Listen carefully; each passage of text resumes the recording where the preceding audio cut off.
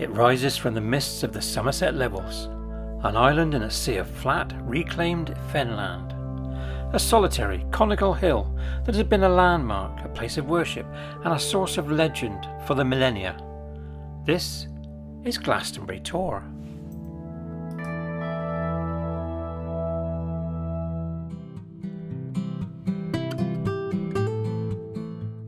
Look at its sides, carved with 7 deep symmetrical terraces, a mystery in themselves. Are the ancient strip lynchets from the time of desperate land hunger? A Neolithic modification, reshaping a natural landmark? Or perhaps the faint remains of a 3-dimensional labyrinth, a guide for pilgrims on a sacred path? The truth, like much of the Tor's story, is lost in time.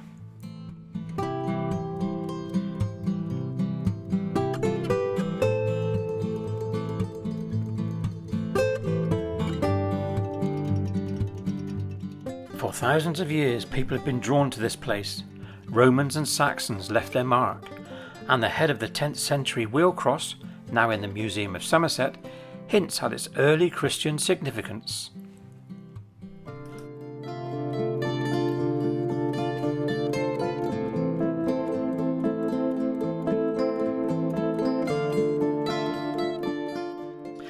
But it is this that dominates the summit.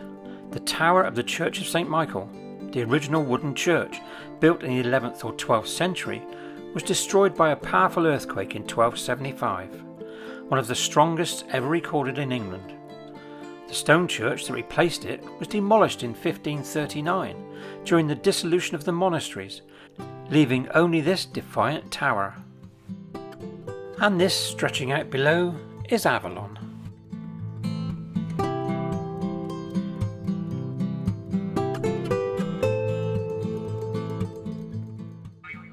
Before the levels were drained in the 18th century, the winter floods would turn this whole area into a vast shimmering lake. The Tor would become an island once more, a lone sentinel rising from the water, a place of refuge, mystery, and otherworldly beauty.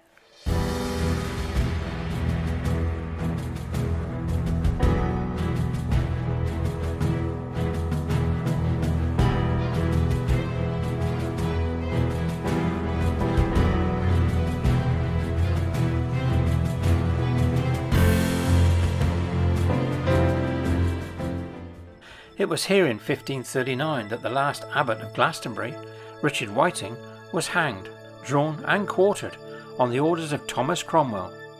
A brutal end for a man who refused to surrender his abbey to the king.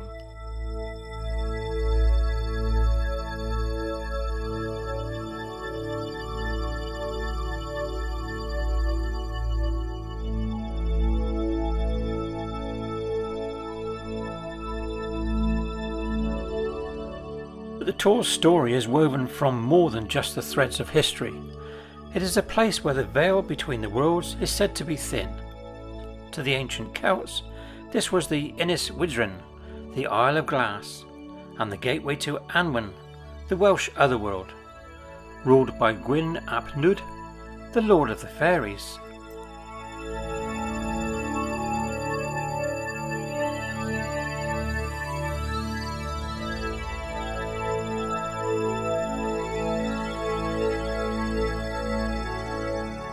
In 1191, the monks of Glastonbury Abbey claimed to have discovered the coffins of King Arthur and his queen Guinevere, right here in the valley below. The legend took hold.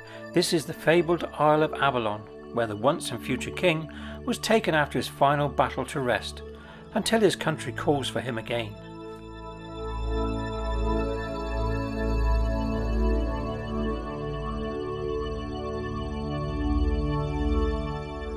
You can see why this place inspires such faith. It sits on an ancient node of power, an intersection of invisible ley lines that some believe channels spiritual energy.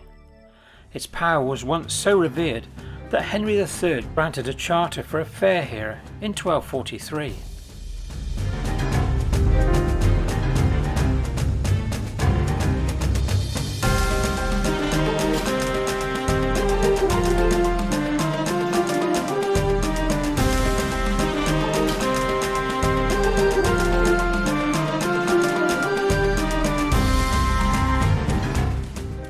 a sentinel of stone and myth, standing on the boundary between earth and sky, history and legend, Glastonbury Tor, a silent guardian of Britain's most enduring stories.